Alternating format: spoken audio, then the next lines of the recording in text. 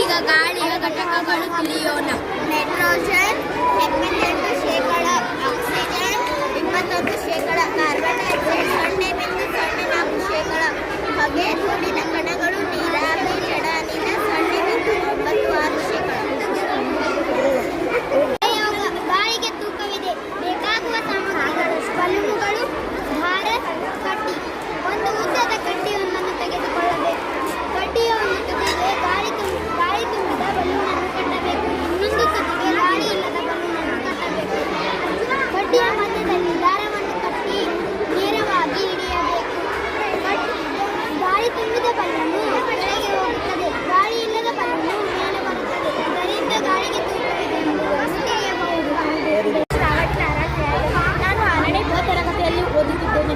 ನಮ್ಮ ಮಾದರಿ ಜಲಮಾಲಿನ್ಯ. ನೀರು ಒಂದು ಅಮೂಲ್ಯವಾದ ನೈಸರ್ಗಿಕ ಸಂಪತ್ತು. ನೀರನ್ನು ನಾವು ದಿನನಿತ್ಯದ ಬಳಕೆಗಾಗಿ, ಕೃಷಿಗಾಗಿ, ಕಾರ್ಖಾನೆಗಳಲ್ಲಿ ಮತ್ತು ಗಿಡಮರಗಳನ್ನು ಬೆಳೆಸಲು ಕೂಡ ಬಳಸುತ್ತೇವೆ. ನದಿಕೆರೆ, ಸಾಗರ,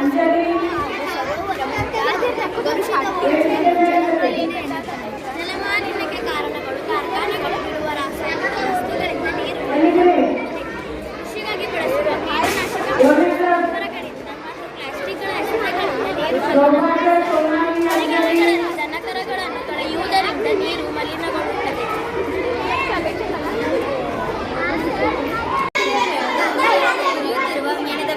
ಸಮತಲ ದರ್ಪಣದ ಮುಂದೆ ನೀರು ತುಂಬಿದ ಗಾಜಿನ ಲೋಟವನ್ನು ಇಟ್ಟಿದ್ದೇವೆ. ಗಾಜಿನ ಲೋಟದ ಹಿಂಭಾಗದಲ್ಲಿ ಒಂದು ಸಣ್ಣ ಮೇಣದ ಬತ್ತಿಯನ್ನು ಹಚ್ಚಿದ್ದೇವೆ.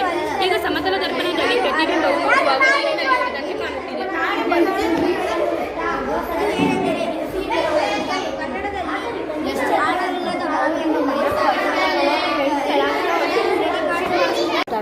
ನನ್ನ ಹೆಸರು ಅಲಿಸ್ಟಿ ಅರುಣ್ ಫರ್ನಾಂಡಿಸ್. ನಾನು 6ನೇ ತರಗತಿಯಲ್ಲಿ ಓದುತ್ತಿದ್ದೇನೆ. ಇದು ಏನೆಂದರೆ ಇನ್ಫಿನಿಟಿ ವೆಲ್. ಇದನ್ನು ಕನ್ನಡದಲ್ಲಿ ಕೊನೆಯಿಲ್ಲದ ಬಾವಿ ಎಂದು ಕರೆಯುತ್ತಾರೆ. ಇದನ್ನು ತಯಾರಿಸುವ ವಸ್ತುಗಳು 2 ಈಕ್ವಲ್ ಮಿರರ್ಗಳನ್ನು ತೆಗೆದುಕೊಂಡು ಮತ್ತು ಕಾರ್ಡ್ಬೋರ್ಡಿನ ಮೂಲಕ ರೌಂಡ್ ಶೇಪ್ ಕಟ್ ಮಾಡಿ ಅದರ ಒಳಗೆ ಲೈಟಿಂಗ್ ಮಾಡಿ ಹಚ್ಚಿದರೆ ರಿಫ್ಲೆಕ್ಷನ್ ಉಂಟಾಗುತ್ತದೆ. ಉಂಟಾಗಿ ಆಳ ಕಾಣುತ್ತದೆ. ಮುಂದೆ ಮೇಣದ ಬತ್ತಿಯನ್ನು ಇಟ್ಟಾಗ ಪರದೆಯ ಮೇಲೆ ಪ್ರತಿಬಿಂಬವು ಉಂಟಾಗುತ್ತದೆ. ಆದ್ದರಿಂದ ನಿಮ್ಮ ದರ್ಪಣದಿಂದ ಉಂಟಾದ ಪ್ರತಿಬಿಂಬ ಸತ್ಯವಾಗಿರುತ್ತದೆ. ತಲೆ ಕೆಳಗಾದ ಪ್ರತಿಬಿಂಬವನ್ನು ಉಂಟು ಮಾಡುತ್ತದೆ. ಅನಿಲಗಳು, ಧೂಳು ಮತ್ತು ಹೊಗೆಯಂತಹ ವಸ್ತುಗಳು ವಾತಾವರಣಕ್ಕೆ ಸೇರಿ ಮನುಷ್ಯರು, ಪ್ರಾಣಿಗಳು ಮತ್ತು ಪರಿಸರದ ಪ್ರತಿಕೂಲವಾಗಿ ಬೀರುವ ಪರಿಣಾಮವಾಗಿದೆ. ಇದರಿಂದ ಕ್ಯಾನ್ಸರ್ ಮತ್ತು ಜಾಗತಿಕ ತಾಪಮಾನ ಏರಿಕೆಯಾಗುತ್ತದೆ. ಸಾರ್ವಜನಿಕ ಸಾರಿಗೆಯ ಬಳಕೆ, ನವೀಕರಿಸಲಾದ ಇಂತಹ ಸೌರ, ಪವನ ಮತ್ತು ಕಾರ್ಖಾನೆಗಳು ಪ್ರಯೋಗ. ನನ್ನ ಹೆಸರು ಚೈತನ್ಯ. ನಾನು 6ನೇ ವರ್ಗದಲ್ಲಿ ಓದುತ್ತಿದ್ದೇನೆ. ನಾನೀಗ ಪಿಷ್ಟದ ಪ್ರಯೋಗವನ್ನು ಮಾಡಲಿದ್ದೇನೆ. ಪಿಷ್ಟ ಒಂದು ರೀತಿಯ ಕಾರ್ಬೋಹೈಡ್ರೇಟ್. ಇದೊಂದು ಪ್ರಮುಖ ಪೋಷಕಾಂಶ ಮತ್ತು ಕೈಗಾರಿಕೆಗಳಲ್ಲಿ ಕಚ್ಚಾ ವಸ್ತುವಾಗಿದೆ. ಇದನ್ನು ಆಹಾರದಲ್ಲಿ ಶಕ್ತಿಯ ಮೂಲವಾಗಿ ಬಳಸುತ್ತಾರೆ. ಜೊತೆಗೆ ಕೈಗಾರಿಕೆಗಳಲ್ಲಿ ಅಂಟುಬಟ್ಟೆಗಳಿಗೆ ಗಂಜಿ ಹಾಕಲು ಮತ್ತು ಜೈವಿಕ ಇಂಧನ ತಯಾರಿಕೆಯಲ್ಲಿ ವ್ಯಾಪಕವಾಗಿ ಬಳಸುತ್ತಾರೆ. ಆಹಾರ ಪದಾರ್ಥಗಳಲ್ಲಿ ಪಿಷ್ಟವನ್ನು ಪರೀಕ್ಷಿಸಲು ಅಯೋಡಿನ್ ದ್ರಾವಣವನ್ನು ಬಳಸಲಾಗುತ್ತದೆ. ಆಹಾರ ಪದಾರ್ಥಗಳಲ್ಲಿ ಅಯೋಡಿನ್ ಹನಿಗಳನ್ನು ಹಾಕಿದಾಗ ನೀಲಿ ಕಪ್ಪು ಬಣ್ಣಕ್ಕೆ ತಿರುಗಿದರೆ ಆ ಪದಾರ್ಥಗಳಲ್ಲಿ ಪಿಷ್ಟ ಇದೆ ಎಂದು ಅರ್ಥ. ಈಗ ನಾವು ಪಿಷ್ಟವಿದೆ ಅಥವಾ ಇಲ್ಲ ಎಂದು ನೀಲಿ ಕಪ್ಪು ಬಣ್ಣಕ್ಕೆ ತಿರುಗಿದ ಪದಾರ್ಥಗಳಲ್ಲಿ ಪಿಷ್ಟ ಇದೆ ಎಂದು ಅರ್ಥ.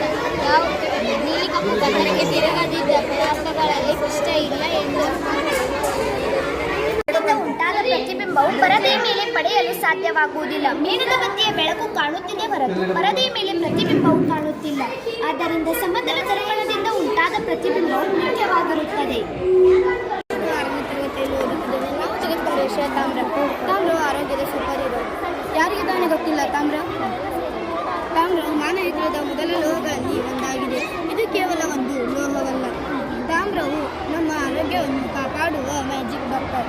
ತಾಮ್ರವು ಚಿಕ್ಕ ಪ್ರಮಾಣದಲ್ಲಿ ನೀರಿನಲ್ಲಿ ಕರಗಿದಾಗ ಹಾನಿಕಾರಕ ಬ್ಯಾಕ್ಟೀರಿಯಾಗಳು, ಶಿಲೀಂಧ್ರಗಳು, ಫೀಚರ್ಸ್ಗಳನ್ನು ಕೊಳ್ಳುತ್ತದೆ. ಅದರ ಜಲಚಕ್ರ. ನನ್ನ ಹೆಸರು ಧನಶ್ರೀ ರಾಮಕೃಷ್ಣ ಎಲ್ವೆ. ನಾನು 6ನೇ ತರಗತಿಯಲ್ಲಿ ಓದುತ್ತಿದ್ದೇನೆ. ನಾನು ಮಾಡುವ ಮಾದರಿ ವಿಜ್ಞಾನಕ್ಕೆ ಸಂಬಂಧಿಸಿದ ಜಲಚಕ್ರ. ಜಲಮೂಲ ಮತ್ತು ಸಸ್ಯ ಮತ್ತು ಪ್ರಾಣಿಗಳೊಂದಿಗೆ ನೀರು ಸೂರ್ಯನ ಶಾಖದಿಂದ ಕಾದು ಆವಿಯಾಗುತ್ತದೆ. ಈ ಆವಿಕರಣವಾದ ನೀರಾವಿ ಗಾಳಿಯಲ್ಲಿ ಸೇರಿ ಮೇಲೇರುತ್ತದೆ. ತಂಪಾಗಿ ಗಾಳಿಯಲ್ಲಿ ಸಾಂದ್ರೀಕರಿಸಿಕೊಂಡು ಸಣ್ಣ ಸಣ್ಣ ಹನಿಯಾಗುತ್ತವೆ. ಈ ಹನಿಗಳೆಲ್ಲ ಸೇರಿ ಮೋಡ ಆಗುತ್ತವೆ. ಗಾಳಿಯಿಂದ ಮೋಡ ತಂಪಾದಾಗ ಸಣ್ಣ ಸಣ್ಣ ಹನಿಗಳು ಕೂಡಿ ದೊಡ್ಡ ಹನಿಗಳಾಗಿ ಮಳೆ ರೂಪದಲ್ಲಿ ಭೂಮಿಗೆ ಬೀಳುತ್ತದೆ. ಇದನ್ನೇ ಜಲಚಕ್ರ ಎನ್ನುವುದು.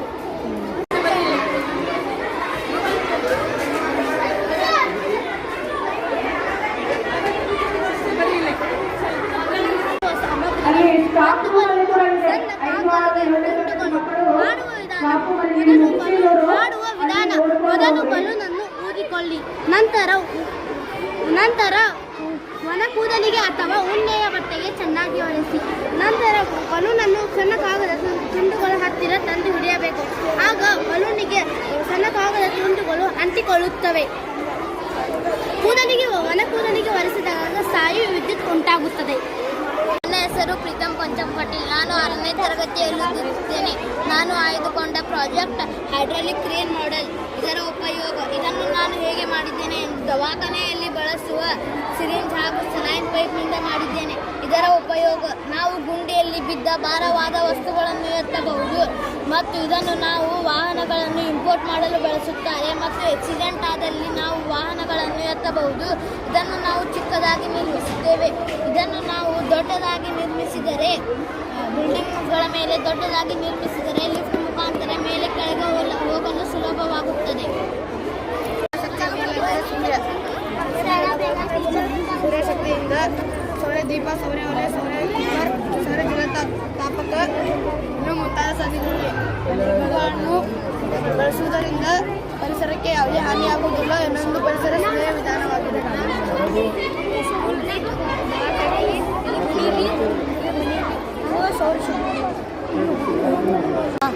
ಹೆಸರು ಸಚಿನ್. ನಾನು 6ನೇ ವರ್ಗದಲ್ಲಿ ಓದುತ್ತಿದ್ದು. ನಾನು ಮಾಡಿದಂತಹ ಮಾದರಿ ಮನೆಗಳ ವಿಧಗಳು. ಮನೆಗಳು ವಾಸಿಸುವ ಸ್ಥಳದ ಹವಾಮಾನ, ಪರಿಸ್ಥಿತಿ ಮತ್ತು ಸಾಂಸ್ಕೃತಿಕ ಆಧಾರವಾಗಿ ವಿಭಿನ್ನ ರೀತಿಯಲ್ಲಿ ನಿರ್ಮಿಸಲ್ಪಟ್ಟಿದೆ. ಈ ಒಂದು ಮಾದರಿಯ ಮೂಲಕ ವಿದ್ಯಾರ್ಥಿಗಳಿಗೆ ಮನೆಗಳ ವಿವಿಧ ಮನೆಗಳ ಬಗ್ಗೆ ತಿಳಿಸಬಹುದು. ಅಪಾರ್ಟ್ಮೆಂಟ್, ಹಂಚಿನ ಮನೆ, ಬಂಗ್ಲಾ, ಮನೆ, ಹೌಸ್ಬೋಟ್, ಈಗಲೂ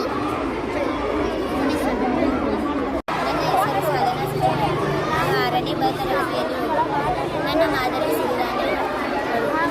ಅಧಿಕ ಪೋಷಕಾಂಶಗಳನ್ನು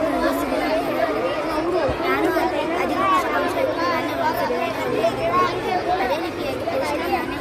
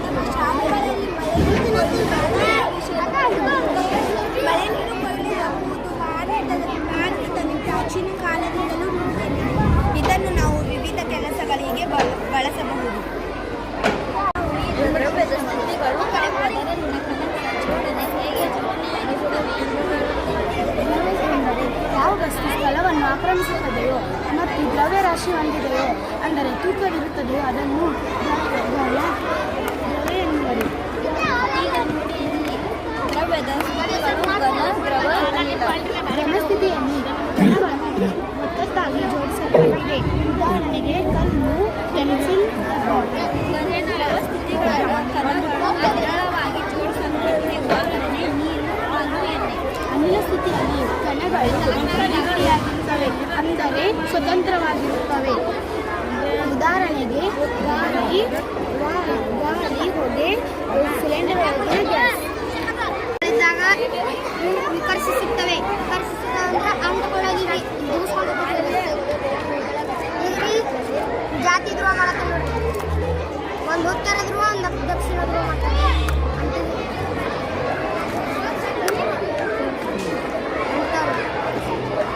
ಇವತ್ತು ಮಾಡ್ತೇವೆ ನೋಡಿ. ಸಜಾತಿ ಧ್ರುವದವ್ರಿಗೆ ಹಿಂಗ ದೂಸ್ಕೊಂಡು ಹೋಗ್ತೈತ್ರಿ, ಅಂಟೋದ್ರಿ.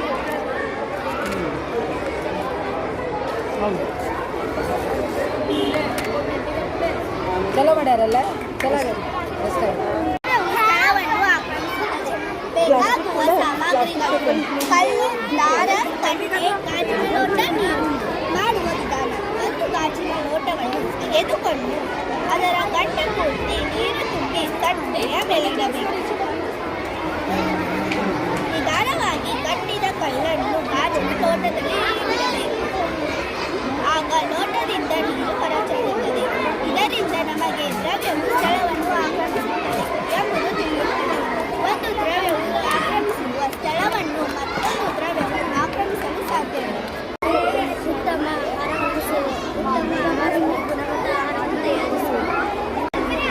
ಸಾವಯವ ಕೃಷಿ ಅಂದರೆ ನಿಮಗೆಲ್ಲರಿಗೂ ಗೊತ್ತಿರಬಹುದು. ಸಾವಯವ ಗೊಬ್ಬರಗಳಾದವು ಸಗಣಿ, ಕೋಳಿ ಗೊಬ್ಬರ, ಕುರಿ ಗೊಬ್ಬರ, ಎರೆಹುಳು ಮುಂತಾದ ಗೊಬ್ಬರಗಳನ್ನು ಬಳಸುವ ಕೃಷಿಯನ್ನು ಸಾವಯವ ಕೃಷಿ ಎಂದು ಕರೆಯುತ್ತಾರೆ. ನನ್ನ ಹೆಸರು ಅಭಿಷೇಕ್ ಯಲ್ಲಪ್ಪ ಭಕ್ತರ್. ನಾನು 6ನೇ ತರಗತಿಯಲ್ಲಿ ಓದುತ್ತಿದ್ದೇನೆ. ನಾನು ಮಾಡಿದ ಮಾದರಿ ಮರವನ್ನು ಕೃಷಿ ಎಂಬ ಮಾದರಿಯನ್ನು ಮಾಡಿದ್ದೇನೆ. ಮರಗಳಿಂದ ಸಿಗುವ ಪ್ರಮುಖ ವಸ್ತುಗಳು ಹಣ್ಣುಗಳು, ನೆರಳು, ಆಮ್ಲಜನಕ, ಮರಮುಟ್ಟುಗಳು, ಹೂವುಗಳು, ಔಷಧಿಗಳು, ಇನ್ನಿತರವಾದ ಔಷಧಿಗಳು ನಮಗೆ ದೊರಕುತ್ತವೆ. ಇದಕ್ಕಾಗಿ ಮರಗಳನ್ನು ಕಡಿಯಬಾರದು, ಅರಣ್ಯಗಳನ್ನು ನಾಶ ಮಾಡಬಾರದು.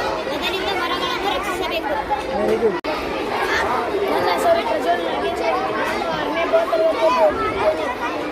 ನಾನು ಒಂದು ಪರಿಸರ ವ್ಯವಸ್ಥೆಯಲ್ಲಿ ಆಹಾರ ಪಡೆಯಲು ಯಾರನ್ನು ಯಾವುದನ್ನು ತಿನ್ನುತ್ತವೆ ಎಂಬ ಸರಣಿಯು ಆಹಾರ ಸರಪಳಿ ಎನ್ನುವುದು.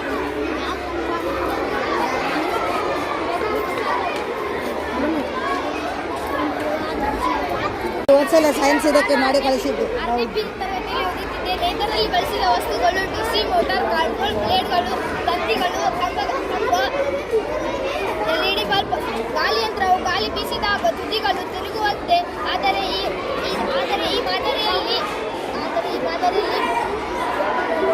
ಎಲ್ಲ ಮಕ್ಕಳು ಇಲ್ಲದಾಗ ಒಂದು ಸಣ್ಣ ವಿಡಿಯೋ ಮಾಡಬೇಕು. ಬ್ಯಾಟ್ರಿ ಮೂಲಕ ಡಿಸಿ ಮೋಟಾರ್ ಬಳಸಿ ತಿರುಗಿದ ನಂತರ ಸಣ್ಣ LED ಬಲ್ಬ್ ಬೆಳಗುತ್ತದೆ. ಇದು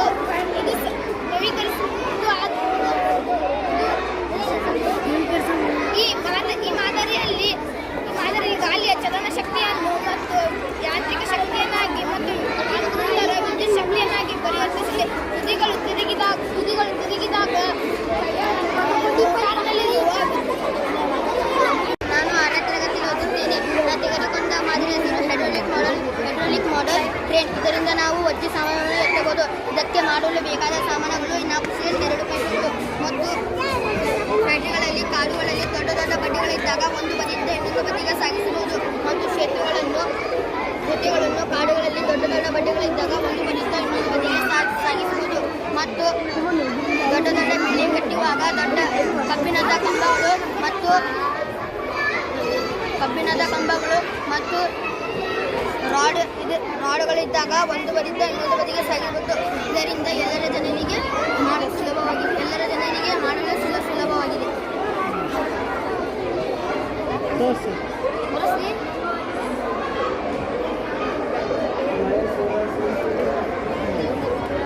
ಇದು ಒತ್ತಿದ್ರೆ ಏನಾಗ್ತದೆ?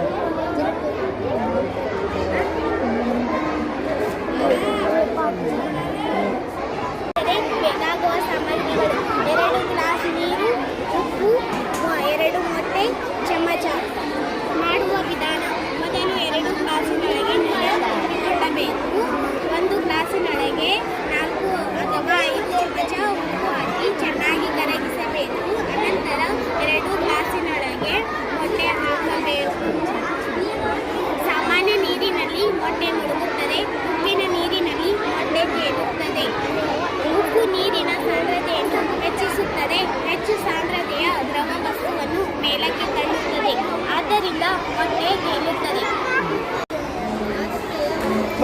ಹೀಗೆ ಹೇಳಿ. ATM out of ready.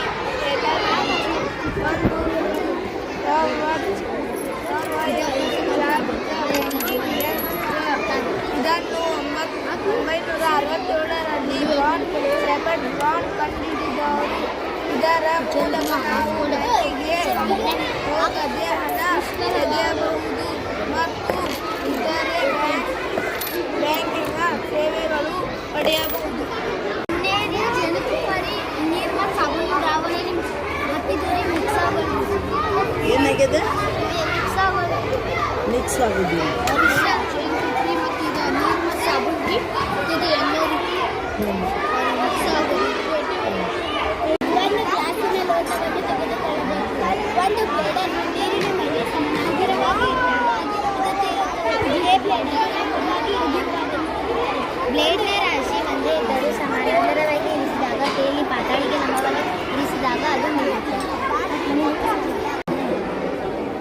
ಏನೇನು ಉಪಯೋಗಿಸಿರಲಿ? ನಾವು ಉಪಯೋಗಿಸುವ ಸಾಮಗ್ರಿಗಳು ಕಟ್ಟಿಗೆ, ಬಳಿ, ಅಯಸ್ಕಾಂತ, ಎಳೆ, ದಾರ ಮತ್ತು ಕಟ್ಟಿಗೆ. ಇದು ಎದಕ್ಕೆ ಉಪಯೋಗ ಆಗ್ತಿತ್ತು? ಇದು ರೈಲು ಬರ್ತಿತ್ತು ರೀ. ರೈಲು ಹೋಗಿತ್ತು ಅಂದ್ರೆ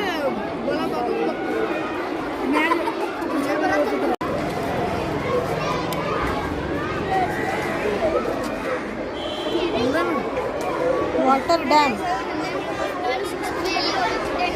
ಡ್ಯಾಮ್ ವಾಟರ್ ಡ್ಯಾಮ್ ಅಂದರೆ ನದಿ ಅಥವಾ ಹೊಳೆಯ ಮೇಲೆ ನಿರ್ಮಿಸಲಾದ ದೊಡ್ಡ ತಡೆಗೋಡೆ. ಇದು ನೀರನ್ನು ಸಂಗ್ರಹಿಸಿ ವಿವಿಧ ಉದ್ದೇಶಗಳಿಗೆ ಬಳಸಲು ಸಹಾಯ ಮಾಡುತ್ತದೆ. ಆಣೆಕಟ್ಟು ಕುಡಿಯಲು ನೀರು ವಿದ್ಯುತ್ ಉತ್ಪಾದಿಸಲು ಬಳಸುತ್ತಾರೆ. ಎಲ್ಲಿ ನೀರು ಬೀಳ್ತಾನೆ ಇಲ್ಲಲ್ಲ ವಿದ್ಯುತ್ ಉತ್ಪಾದನೆ ಮಾಡಿ. ನಾನು 6ನೇ ತರಗತಿ